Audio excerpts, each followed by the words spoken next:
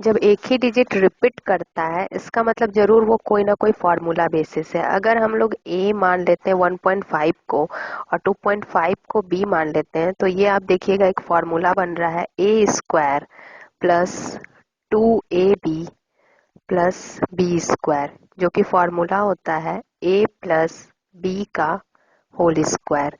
तो इसका मतलब इसका आंसर होगा a प्लस बी का होल स्क्वायर। a है आपका 1.5 प्लस b है 2.5, इसका whole square.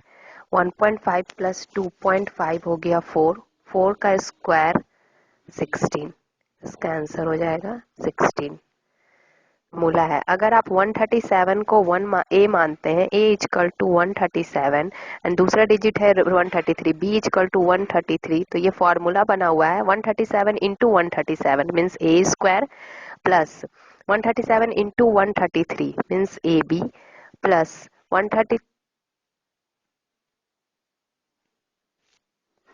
Into 133 means B square, यहाँ होगा 33 बी स्क्वायर। ये हो गया आपका इधर से। फिर 137 into 137 into 137 means a cube minus 133 into 133 into 133 means b cube. ये फॉर्मूला आपका बना 1 बाई ए माइनस बी का फॉर्मूला मीन्स आपका आंसर हो जाएगा 1/137 माइनस 133 इज 1/4। 1/4 is answer. से क्वेश्चन में या तो हम लोग बेस को इक्वल करते हैं या फिर पावर को इक्वल करते हैं। तो पावर तो इक्वल होगा नहीं क्योंकि x प्लस 3 और 3x माइनस 4 में है, x के टर्म में है। बस बेस एक दूसरे को इक्वल हो सकता है। यहाँ पर है 5 का पावर x प्लस 3 और इस 25 को अगर 5 के बेस में लिखना चाहे तो 5 का स्क्वायर हो जाएगा और इसके होल में है 3x माइनस 4। 5 का power x plus 3 equal to 5 का a का पावर n का पावर m होता है तो a का पावर mn हो जाता है, मीन्स इस दोनों को मल्टीपल करना है। तो 5 का पावर 6x माइनस 8। बेस जब सेम होता है और बीच में इक्वल का साइन होता है मीन्स दोनों पावर भी इक्वल होगा। तो x plus 3 equal to 6x minus 8। अब x के टर्म को एक साथ ले जाते हैं, इधर x आ जाएगा तो 6x माइनस x 5x और ये 8 इधर आ जाएगा तो 3 plus 8 11, x is equal to 11/5। 4 minus root 6 divided by 2 root 2 minus root 3। ऐसा इसमें से हम लोग देखेंगे दोनों में इस तरह से रिलेशन है कि कुछ कॉमन अगर निकलता है तो न्यूमरेटर और डिनोमिनेटर कट जाएगा। अगर हम इसमें से रूट 2 कॉमन निकालते हैं तो यहाँ पर आप देखेंगे कि 2 रूट 2 बच गया और यहाँ से माइनस रूट 3 और सेम डिनोमिनेटर में वही डिजिट है जिससे कि न्यूमरेटर और डिनोमिनेटर एक दूसरे को काट देगा और आपका आंसर होगा रूट 2। को अगर हम हटाएंगे तो हम लोग को करना पड़ेगा स्क्वायरिंग बोथ साइड, जिसके कारण जैसे ही हम लोग स्क्वायर करेंगे तो ये रूट हट जाएगा और आगे हम लोग का सॉल्व होने लगेगा। रूट जैसे स्क्वायर किए इस साइड तो स्क्वायर और रूट एक दूसरे को काट के सिर्फ बच गया 1 plus x by 144। Next line में इक्वल टू इस साइड जब स्क्वायरिंग हुआ तो 13 का स्क्वायर 169 और 12 का स्क्वायर 144।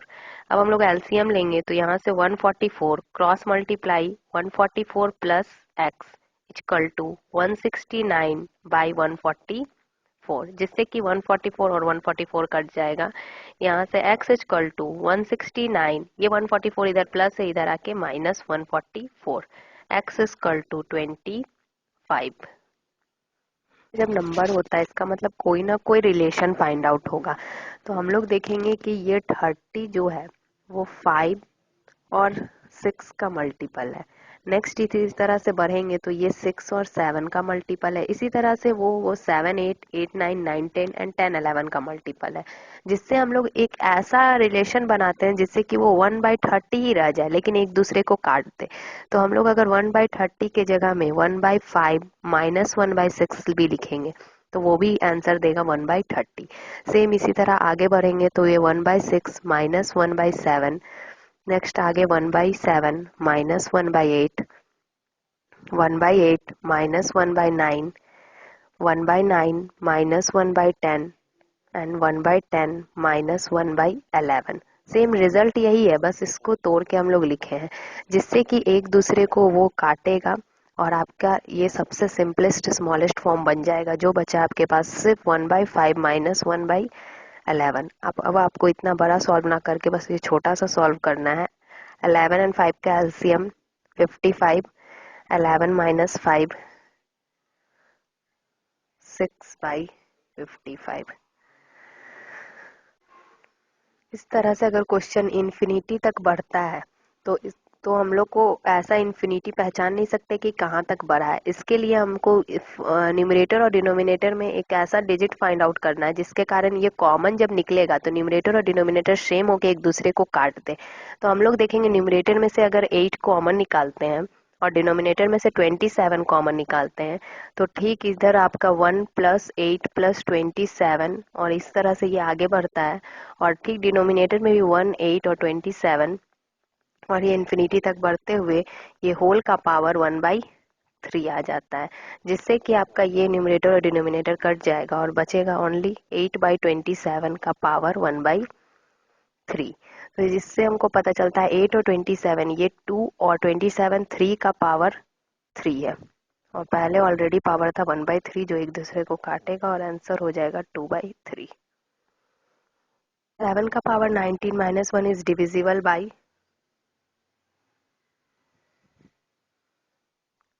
6। ये 6 इसलिए होता है क्योंकि एक फॉर्मूला होता है x का power n minus 1 is always divisible by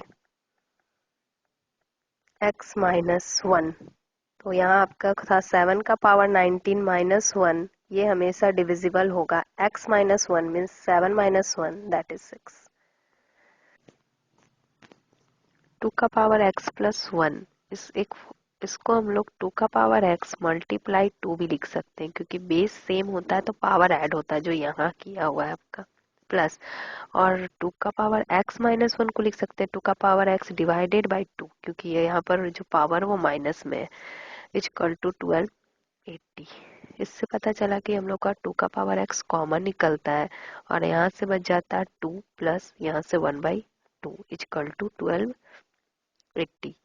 2 का पावर x मल्टीप्लाई ये सॉल्व करेंगे तो आएगा 5/2 इक्वल टू 1280। 2 का power x equal to 1280 into 2/5 ये इधर का इस साइड ले आए और इससे मिला 2 का पावर x इक्वल टू ये इसको काटेगा 1280 इंटू 2/5 तो सॉल्व हो क्या आएगा 512।